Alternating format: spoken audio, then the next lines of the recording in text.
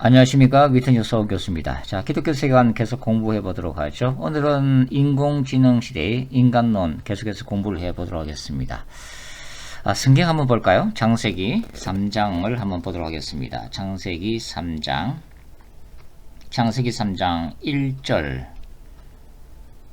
1절부터 7절까지 말씀만 먼저 읽어볼까요? 창세기 3장 1절 말씀 시작. 그런데 뱀은 여호와 하나님이 지으신 덜짐승 중에 가장 강교하니라. 뱀이 여자에게 물어 이르되 하나님이 참으로 너에게 동산 모든 나무의 실과를 먹지 말라 하시더냐. 여자가 뱀에게 말하되 동산 나무의 열매를 우리가 먹을 수 있으나 동산 중앙에 있는 나무의 열매는 하나님의 말씀에 너희는 먹지도 말고 만지지도 말라 너희가 죽을까 하노라 하셨느니라. 뱀이 여자에게 이르되 너희가 결코 죽지 아니하리라. 너희가 그것을 먹는 날에는 너희의 눈이 밝아져 하나님과 같이 되어 선악을 알 줄 하나님이 아심이니라. 여자가 그 나무를 본저 먹음직도 하고 보암직도 하고 지혜롭게 할 만큼 탐스럽기도 한 나무인지라. 여자가 그 열매를 따먹고 자기와 함께 있는 남편에게도 주매 그도 먹은지라. 이에 그들의 눈이 밝아져 자기들이 벗은 줄을 알고 무화과 나뭇잎을 엮어 치마로 삼았더라. 또 이제 마지막 그 22절부터 한번 읽어보죠. 22절 3장 22절 여호와 하나님이 이르시되 보라 이 사람이 선악을 아는 중에 우리 중 하나같이 되었으니 그가 그의 손을 들어 생명나무 열매도 따먹고 영생할까 하노라시고 여호와 하나님이 에덴 동산에서 그를 내보내어 그의 근원이 된 땅을 갈게 하시니라. 이같이 하나님이 그 사람을 쫓아내시고 에덴 동산 동쪽에 그룹들과 두루 도는 불칼을 두어 생명나무의 길을 지키게 하시니라. 자, 여기 이제 창세기 3장에는 뭐가 기록되어 있어요? 바로 선악과 열매를 중심으로 해서 사단의 유혹 그리고 넘어지는 인간들에 대한 모습이 기록되어 있죠. 저는 이 에덴 동산의 중앙에 있었던 두 그루의 나무, 바로 생명나무와 선악과 나무는 하나님의 나라와 사탄의 나라의 상징적 존재다, 그렇게 생각을 하고 있습니다. 결국은 이 세상이 창조된 그 시점부터 예수님이 다시 오시는 재림의 때까지 바로 인간과 역사를 둘러싼 하나님의 나라와 사탄의 나라와의 치열한 전쟁이 일어나고 있다고 하는 거죠. 여기에 사탄이 그 배후에서 조종하는 뱀을 통해서 인간이 넘어지는 모습이 기록되어 있는데요. 피조물된 인간이 사탄의 유혹에 넘어가 스스로 창조주의 자리에 오르려고 하는 그 교만과 시도가 나타나 있습니다. 결국은 그것이 하나님의 임재로부터 몸을 숨겨야만 하는 바로 불행한 인간 역사의 시작이었고, 결국은 에덴 동산 추방이라고 하는 하나님과의 관계가 깨어지고 단절되어지는 바로 종말론적 그 죽음을 향해 가고 있다고 하는 거죠. 저 인류는 죄악으로 인해 영원한 생명과 하나님과의 완벽한 소통 그리고 영원한 행복이 가능했던 에덴 동산으로부터 추방되었다고 하는 것입니다. 그리고 개인적 종말로 인한 심판과 우주적 심판을 향해서 지금도 나아가고 있죠. 바로 계시록 19장입니다. 바로 예수님의 재림이야말로 하나님의 종말론적 거룩한 전쟁이고, 마지막 인간의 역사가 종지부를 찍고 영원한 신적 역사가 시작되는 그런 날인 것이죠. 자, 인공지능을 창조하려는 인간의 욕구를 긍정적으로 보면은 어떻게 말씀드릴 수 있나요? 그 긍정적인 면에서는 뭔가를 만들려고 하는, 새로운 것들을 추구하고 새로운 것들을 창조하려고 하는 그 하나님의 창조성을 물려받은 창조적 노력의 일환이라고 볼 수가 있죠. 근데 부정적인 의미에서 보면 어떻습니까? 바로 뉴에이지적인 몸부림이라고 할 수가 있습니다.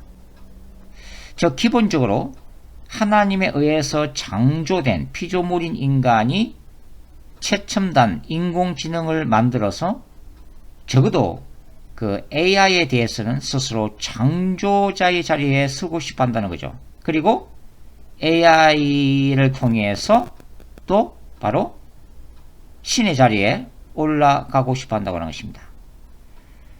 이러한 것이 바로 인간의 내재적인 욕망이라고 볼 수 있죠. 이러한 인간의 욕망을 사탄은 사용할 것입니다. 그래서 사탄은 인간 스스로 완벽한 신이 되도록 끊임없이 이런 초과학, 첨단과학, 그리고 여러가지 잘못된 영성운동들을 통해서 인본주의적 철학을 통해서도 끊임없이 충동질할 거라고 하는 거예요. 자, 인간은 4차 산업혁명을 통해서 궁극적으로 영원히 이 땅에 존재하고 싶어 합니다. 그것이 DNA 복제를 통해 이 장기를 교체하든 아니면 인간의 뇌를 통째로 다른 육신에 이식해서 자신의 아바타를 통해서 계속 존재하든지 무병장수의 욕망을 추구한다고 하는 거예요. 영적인 차원에서 보면 이러한 추구는 하나님의 심판에 대한 인간의 무의식적인 거부이며 반항인지 모릅니다. 왜냐하면 죄로 인해서 모든 인간은 육체적 죽음이라는 심판을 받았기 때문이죠. 자, 인간은 인공지능 시대의 도움을 받아서 이 땅에서 장수할 수 있을까요? 미국의 그 알버트 아인슈타인 의과대학 연구팀은 인간은 최대 125세 이상 살 수 없다라고 과학저널 네이처지에 발표한 바가 있습니다. 과연 인간이 이 땅에서 장수하는 것이 이 세상에 긍정적일까요? 저는 좀 부정적으로 생각하고 있습니다. 타락한 인간의 장수는 피조세계에 해악만 끼칠 뿐이라고 생각해요. 죄로 인해서 타락한 인간은 에덴 동산으로부터 추방되었다는 것을 우리가 기억해야만 합니다. 죄에 떨어진 인간이, 죄의 지배를 받는 인간이 더 이상 생명나무의 열매를 따먹고 영생하는 것이 그 자신과 그가 에덴 동산에서 이전에 다스리던 동식물에게조차 좋은 영향력을 더 이상 끼칠 수 없었기 때문에 추방된 것입니다. 철저히 자아 숭배에 빠진 인간의 죄성으로 인해서 아름다운 에덴 동산이 황폐화될 것임이 뻔했기 때문이죠. 인간은 이 땅에서 인간과 인공지능들과의 네트워킹을 통해서 영원한 인본주의 제국인 지상의 유토피아를 건설하고자 합니다. 즉 첨단 과학의 바벨탑을 쌓고자 하는 것이죠. 성경은 인간의 유토피아는 인간과 기계의 힘이 아닌 성령의 능력으로 그리고 다시 오시는 그리스도의 재림 사건을 통해서만 이루어질 수 있음을 가르치고 있죠. 바로 요한계시록 21장과 22장에 기록되어 있는 하늘에서 내려오는 새하늘과 새 땅인 것입니다. 그래서 기독교는 이 땅의 종말을 알리는 종교고 그리스도 안에서 구원을 받고 그리스도 안에서 새로운 그리고 영원한 시작을 선포하는 종교인 것이죠. 사탄은 요한계시록의 예언들이 반드시 성취될 것임을 알고 있습니다. 따라서 사탄은 기독교의 세계관과 복음을 세상의 끝까지 거부하도록 끊임없이 역사를 하게 될 것입니다. 사탄은 인간의 이성과 합리주의적 현실관을 우상화시키고 인간적 사상과 생각들 속에 그의 경관지를 형성하게 될 거라고 하는 거예요. 그래서 예수 그리스도의 복음의 빛이 들어가지 못하도록 막을 거라고 하는 것입니다. 고린도서 4장 4절, 10장 3절부터 5절 말씀에 기록되어 있죠. 그러니까 바울이 주장하는 기독교의 세계관이야말로 바로 뭐예요? 사탄의 왕국을 대적하는 거룩한 전쟁 세계관이라고 말씀을 드릴 수가 있습니다. 마지막 시대에 사탄이 사용하는 그의 경관진들은 제가 이미 강의를 드렸던 바로 동성애 사상, 종교 다원주의, 신발 숭배 사상, 그리고 UAG 사상 등입니다. 인공지능 시대를 지나 예수 그리스도의 재림 직전까지 적지 않은 이 땅에 잃어버린 영혼들이 영원한 복음에 다시 귀를 기울이고 구원을 받고 하나님의 백성이 되는 그런 역사도 일어나겠지만 동시에 이 땅에 속한 수많은 불신자들은 인본주의 사상들과 최첨단 물질 문명의 놀라운 기계들을 우상으로 섬기는 제약 속에 거하면서 끝까지 회개하지 않고 복음을 거부하게 될 거라고 하는 것입니다. 그것이 요한계시록의 예언이죠. 예를 들어서 계시록 9장 20절과 21절 제가 읽어 드릴게요. 이렇게 되어 있습니다. 이 재앙에 죽지 않고 남은 사람들은 손으로 행한 일을 회개하지 아니하고 오히려 여러 귀신과 또는 보거나 듣거나 다니거나 하지 못하는 금, 은, 동과 목석의 우상에게 절하고 또 그 살인과 복술과 음행과 도둑질을 회개하지 아니하더라. 자, 여기 나오는 우상들이 단순히 눈에 보이는 우상들이라고 생각하면 안 돼요. 눈에 보이지 않는 인간이 하나님이 아닌 그 무엇을 신처럼 섬기는 모든 것들을 다 우상이라고 부를 수가 있습니다. 그것은 인공지능도 예외될 수 없고 인간이 가지고 있는 사상, 철학, 종교들도 결코 예외가 아니라고 하는 것입니다. 자, 최근에는 그 인문학이나 심리학 그리고 뇌과학에 대한 관심이 고조되고 있는 그런 추세이죠. 특히 뇌과학의 발전으로 인해서 뇌의 기능이나 작동 원리가 더 구체적으로 밝혀지고 있습니다. 그래서 뇌가 인간의 마음이나 정신세계를 지배하고 있다고 하는 과학자들의 목소리가 높아가고 있죠. 전문가들에 따르면 뇌는 1000억 개 이상의 신경세포인 뉴런과 각 신경세포의 수많은 가지들을 연결하는 부인 100조 가까이 되는 그 시냅스로 구성되어 있다고 말합니다. 그 뇌에 들어온 수많은 각종 정보들을 인식하고 기억하고 재생하고 판단하고 반응케 하는 근본의 구조가 뭐예요? 바로 이 신경세포들과 시냅스들인 거죠. 그리고 이 뇌 속에 존재하는 이들 사이에서 각종 정보들이 상호 전달되도록 끊임없이 일어나는 전기신호와 화학물질 분비로 말미암아 인간이 생각하고 판단을 내린다는 것입니다. 그러니까 요즘에는 적잖은 과학자들이 뭐라고 얘기하고 있어요? 뇌과 brain, 이 뇌가 곧 인간의 마음이며 이 뇌가 인간 존재의 근원이라고 주장하기에 이르렀습니다. 이런 주장들은 특히 이제 하나님의 존재나 창조 역사를 부인하는 진화론자들이나 무신론자들에게 폭발적인 호응을 받고 있죠. 어떤 이는 이런 뇌과학의 토대 위에서 인간에게 있어서 자유의지란 결코 존재하지 않다라고 선언하기도 합니다. 그러니까 인간이 스스로 내리는 결정이나 감정은 사실 인간의 뇌가 내린 결정이나 감정이라는 거예요. 그러니까 이렇게 되면 인간의 몸은 뭐가 됩니까? 이 뇌가 기생해서 살고 있는 하나의 숙주가 되는 거예요. 그러나 심리학이나 우리의 실제 경험으로도 알 수 있는 것 같이 뇌와 마음의 관계는 그렇게 단순하지 않습니다. 과학적 발견으로 뇌가 인간의 마음이나 감정에 지대한 영향을 미치는 것도 사실이지만 거꾸로도 생각할 수 있는 거예요. 즉 인간의 그 강한 집중력이나 의지에 의해서 뇌가 영향을 받는 경우도 많다 하는 거예요. 자, 인간이 한 곳에 의지적으로 집중하게 되면 어떤 일이 벌어집니까? 우리 뇌의 모든 기능들이 그것에 에너지를 집중하는 경향성이 있다고 하는 거예요. 예를 들면 한 남자가 사랑하는 연인에게 집중하게 되면 어떤 일이 생깁니까? 그 남자의 뇌는 잠재적으로 그 남자가 눈으로 보는 모든 것을 인식하고 받아들이고는 있지만 정보들을 받아들이고 있지만 실제로는 어때요? 그 남자의 눈에는 이 주변의 사물은 잘 보이지 않고 오직 그 여자밖에 보이지 않게 된다. 이런 경우 우리는 넋을 잃었다 또는 눈에 콩깍지가 끼었다 라고 표현하잖아요. 즉 인간은 때로는 자기가 보고 싶은 것만 선택해서 보는 경향이 있다고 하는 것입니다. 예를 들면은 엄마가 수백 명의 아이들을 섞여 있는 중에서도 자기 아이만은 즉각적으로 알아보고 즉각적으로 발견하는 그런 경향성을 말하고 있다고 하는 거예요. 이 뇌와 인간의 인격 사이에는 상반된 증거들이 많습니다. 예를 들면 1848년 피니어스 게이지 사건은 신경의학계의 유명한 연구사례 중에 하나죠. 이 이야기가 이제 책으로 출간돼 나온 게 세막대가 머리를 뚫고 간 사나이라고 하는 책입니다. 이 피니어스는 그 다이너마이트 폭발 사고로 길이 1m의 세막대기가 뇌를 관통해서 지나가는 큰 사고를 당하죠. 그런데 피니어스는 기적적으로 살아남습니다. 그러나 수술을 받고 난 후에 이 사람이 완전히 바뀐 거예요.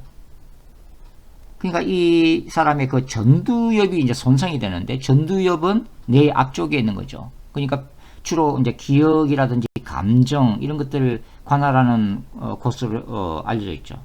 이 전두엽이 이제 손상되면서 성격과 감정에 있어서 이 사람은 완전히 다른 사람이 된 것입니다.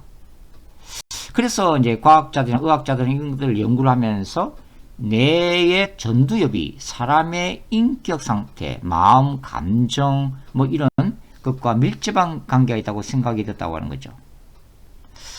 그러나 그 정반대의 경우도 존재합니다. 영국의 그 세필드 대학 소아과 교수 존 로브가 한 학생의 뇌를 우연히 촬영하게 되는데요. 놀라운 사실을 발견하게 되었습니다. 왜냐하면 이 학생의 뇌 사진은 뭘 보여주고 있냐면 그 선천적으로 정상인에 비하면 뇌가 거의 없는, 거의 비어있는 상태였다고 하는 거예요.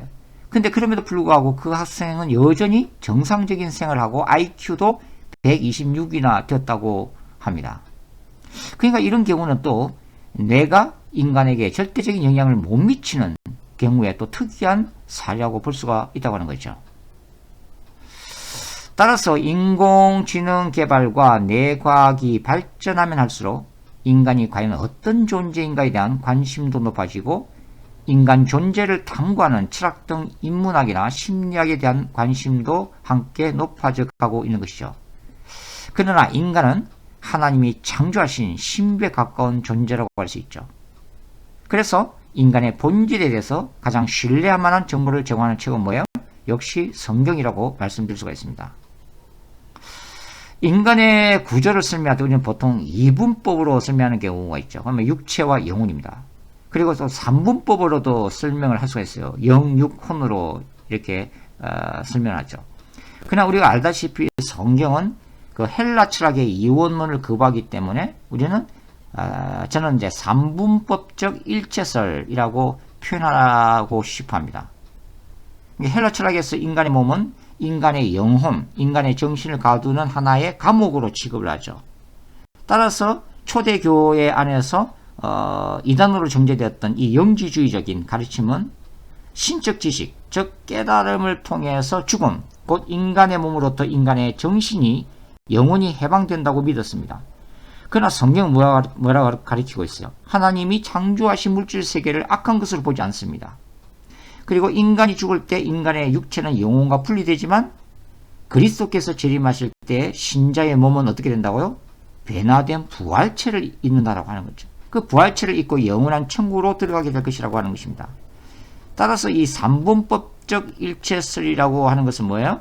인간의 구조가 영, 혼, 육으로 구성되어 있지만 이 세 부분은 서로 밀접하게 연결된 하나의 조화로운 인격체가 바로 인간이라고 하는 것입니다.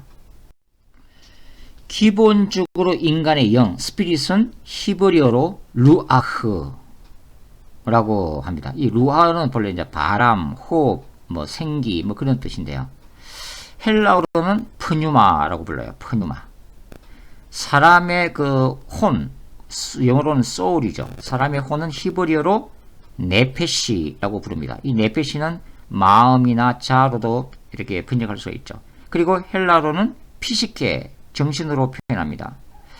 데살로니가전서 5장 23절이나 히브리서 4장 12절에는 인간이 영과 혼과 몸, 스피릿과 소울과 바디라고 하는 이 영과 혼과 몸이라고 하는 세 개의 단어가 분명히 기록되어 있어서 3분법적 일체설을 지지를 하고 있죠. 물론 이제 바울은 때로는 이 속사람과 그 사람이라는 표현을 사용하기도 합니다. 창세기 이제 2장 또 7절을 보시면 하나님이 창조 시에 인간의 콧구멍에 호흡을 불어넣으시니 흙으로 빚어진 인간이 뭐가 됐다고 기록되어 있어요. 살아있는 혼, 살아있는 네페시, 리빙 소울이 됐다고 기록하고 있습니다. 여기는 뭐 영이라는 표현은 없죠. 따라서 성경에서 이 영과 혼은 서로 같은 뜻으로 혼용되기도 하며 이 영과 혼이 영혼이나 인격 자체를 의미하는 것으로 이해되기도 합니다. 그만큼 영과 혼은 분리할 수 없을 만큼 연결된 하나의 인격이라는 의미일 것입니다. 자, 그럼에도 불구하고 이 내과학의 발전에 기초해서 인간을 이해할 때 삼분법적 일체술로 설명하는 것이 효과적이기 때문에 저는 이 방법론을 사용하고 있습니다. 자, 요한복음 3장에는 예수님이 니고데모와의 대화를 통해서 물과 성령으로 거듭남의 교리를 말씀하고 계시죠. 3장 6절에는 육으로 난 것은 육이요 영으로 난 것은 영이니 라고 기록을 하고 있습니다. 이때 육은 그 육체, 프레쉬, 이 육체고 앞에 영은 성령, 더 스피릿, 대문자로 나오는 그 성령이죠. 그리고 뒤에 영은 바로 인간의 영을 말합니다.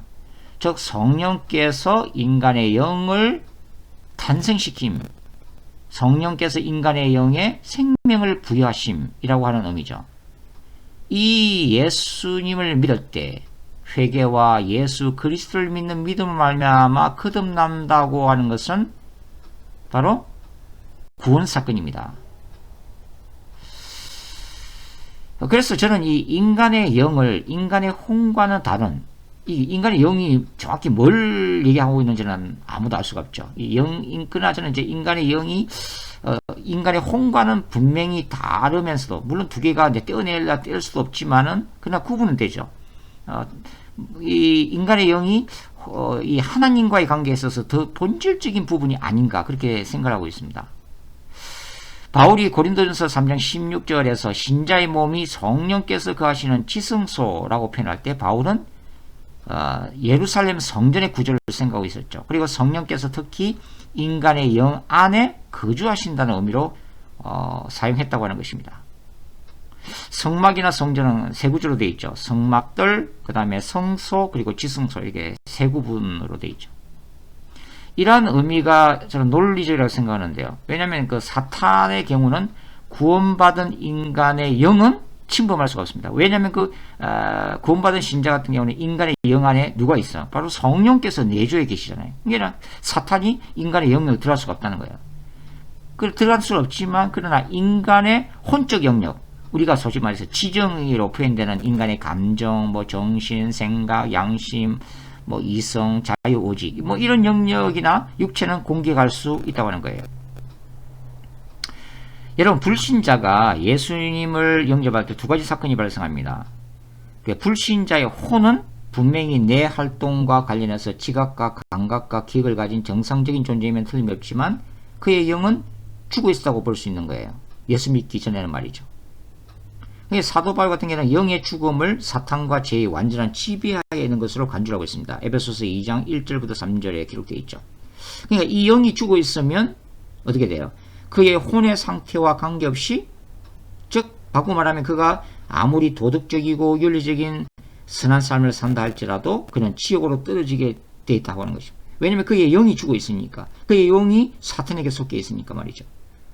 그래서 믿음 사건이란 1차적으로는 죽어있는 인간의 영이 예수 그리스도를 영접함으로써 성령께서 그의 죽은 영에 생명을 불어넣으시고 다시 살리시는 사건인 것입니다. 다른 측면에서 보면 사탄이 인간의 영으로부터 쫓겨나가는 사건이에요. 통치권이 옮겨진다는 거예요. 그래서 바울은 신자가 된다는 것은 바로 사탄과 죄의 지배, 사탄의 나라에서 아들의 나라, 예수 그리스도의 나라로 옮겨지는 것으로 봤습니다. 그래서 예수 그리스도를 구원자, 세이비어라고 할 때는 인간의 죄악으로 죽었던 인간의 영이 구원받는 것을 의미합니다. 바울은 이제 로마서 이것을 칭의라고 하죠. 믿음으로 하나님으로부터 의롭다함을 받는다라고 이제 그렇게 이제 설명하고 있죠. 그러나 구원 사건은 이것으로 끝난 것이 아닙니다. 이 구원받은 신자는 혼적 영역과 육적 영역조차도 어떻게 돼요? 예수 그리스도의 뜻에 따라 그분께 순종하는 삶을 살아야 한다고 하는 거죠. 이것을 성화, sanctification이라고 표현할 수 있겠죠. 즉 예수 그리스도를 삶의 주인 또는 king, 왕으로 받아들이는 것을 의미합니다. 그러니까 결론적으로 구원 사건은 뭐예요? 영, 혼, 육으로 구성된 나라고 하는 인간 존재 전체를 예수 그리스도께 헌신하는 것을 말하는 거예요. 자, 뇌과학이 이제 발전됨에 따라서 인간의 의지나 감정의 많은 부분이 뇌에 의해서 좌우되는 사실이 드러나고 있습니다. 굉장히 과학적이고 진리죠. 그러니까 육체에 속한 하나의 중요한 기관인 뇌가 인간의 마음을 다스리고 있다는 과학적인 사실이 입증되어 뇌 이꼴 나라고 하는 것이 인정되고 있다고 하는 거예요. 따라서 많은 무신론자들이나 진화론자들이 인간의 영 또는 영혼의 존재를 부인하는 것도 사실입니다. 앞으로 과학이 발전되면 딥러닝이라고 하는 자율학습에 의한 초인공지능도 등장하게 될 거라고 말씀을 드렸죠. 이러한 초인공지능 또는 강한 인공지능은 혼적 영역에서는 인간과 똑같이 생각하고 감정을 표현하고 또 엄청난 데이터들을 소화함으로써 인간의 지능과 능력을 초월하게 될 것임이 예상되고 있습니다. 그리고 인공지능들이 인간들에 대해서 인간과는 다른 하나의 새로운 종으로서의 사회적 지위를 요구할 날도 올 거라고 저는 보고 있습니다. 따라서 인간은 이 인공지능 앞에서 도대체 인간이란 무엇인가에 대해서 고뇌하게 되겠지만, 그러나 인간에게는 인공지능과 근본적으로 다른 구조가 있습니다. 그게 뭐죠? 바로 하나님이 창조하신 인간의 영, 스피릿인 것입니다. 인간의 의식과 생각을 담당하는 혼적 영역은 뇌 기능이 멈추게 되면 그 즉시로 중지된다고 믿어지고 있습니다. 그러나 이걸 반증하는 책이 있었다고 그랬죠? 바로 이번 알렉산더의 나는 천국을 보았다 라는 책입니다. 제가 이제 이분의 뇌과학자, 이분이 바로 기적적으로 천국을 경험하고서 이제 쓴 책이라고 말씀을 드린 적이 있습니다. 그러니까 뇌가 그 기능적으로 완전히 이 스탑된 순간에도 인간은 임사 체험이 가능하다고 하는 거죠. 이게 의식이 완전히 사라진 게 아니라고 하는 것입니다. 그래서 이 임사 체험은 내가 만들어내는 환각도 아니고 또 내가 사망 판정을 받아도 영적인 의식이 계속 존재한다는 이런 증거들이 나오고 있다고 하는 것이죠. 물론 이것을 완벽하게 과학적으로 입증하기는 완전히 불가능합니다. 그것은 결국은 성경에 대한 진리들은 기본적으로 믿음 위에 구축되는 것이기 때문이죠. 자, 그래서 인간이 물질적인 구조로만 되어 있는 것이 아니라 인간의 마음 또 영까지 존재하고 이 영혼의 세계가 분명히 있으며, 그리고 성경의 진리대로 인간은 육신을 떠나게 되면 그 영혼이 천국에 이른다고 하는 영원한 세계가 존재한다는 것, 바로 이것이 성경적 세계관, 성경이 가리키는 진리라고 할 수가 있겠습니다.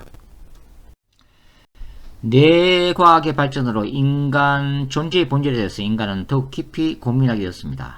인간은 무엇이며 어디서부터 와서 어디로 가는 것인가, 그리고 인간 존재의 의미는 무엇이며 인간의 궁극적인 행복은 어디에 있는가 하는 문제들이죠. 여기에 대해서 불교나 또 다른 철학들, 또 동양 사상들과 심리학에 대한 관심도 더욱 높아지고 있습니다. 동시에 많은 뇌과학자들은 이 브레인, 뇌의 오묘한 구조와 기능에 대해 감탄하면서도 이 뇌가 진화론적 발전의 결과물로만 생각하고 뇌를 만드신 하나님의 존재에 대해서는 여전히 부정적인 태도를 보이고 있는 것도 사실입니다. 바로 이러한 때가 기독교의 복음이 절실히 요구되는 때죠. 인간이 고통받는 원인, 인간이 이 땅에서 눈물 흘리는 근본적인 원인은 바로 창조주에 대한 인간의 죄악 때문이었다고 하는 것입니다. 이러한 인간은 원래 하나님의 형상을 따라 창조되었지만 죄로 인해서 그 하나님의 형상이 파괴된 불완전한 존재가 되었다고 하는 거죠. 인간은 오직 하나님과 함께 있을 때 행복을 누릴 수 있도록 처음부터 그렇게 창조된 존재라고 하는 것입니다. 그래서 인간은 궁극적으로 하나님을 떠나서는 결코 행복해질 수가 없다. 인간이 아무리 이 땅에서 많은 돈과 권력과 섹스와 지식과 각종 영성 운동과 모든 것들을 추구한다 하더라도 결코 인간은 완벽하게 행복해질 수 없고 그 영적인 갈급함은 채워줄 수 없다. 왜 그래요? 인간은 오직 하나님 안에서만 행복해지도록 창조된 존재이기 때문에 그렇습니다. 그래서 이 땅에 오신 예수 그리스도 안에서만 인간은 궁극적인 행복을 되찾을 수 있고 누릴 수가 있는 것이죠. 그리고 예수 그리스도께서 다시 오시는 그 재림의 날에 인간은 그렇게도 원했던 유토피아, 부활체를 입고 영원한 나라에서 영원한 신적 유토피아에 동참하게 되는 영광을 누리게 될 것이라고 하는 것입니다. 이것이 바로 인류가 꿈꿔야 될 궁극적이고 바로 최후의 소망이라고 하는 거죠. 그래서 복음이 그렇게 중요하다고 하는 거예요. 우리는 이 마지막 때 인공지능 시대 때에 바로 말씀과 성령의 능력 가운데 바로 인간의 행복을 찾아가고 있는 이 땅의 수많은 사람들에게 바로 복음을 전해야 하는 마지막 때를 살아가고 있는 것입니다. 다음 시간에 계속해서 또 인공지능 시대의 그 세계관에 대해서 계속 공부를 하도록 하죠. 수고하셨습니다. 감사합니다.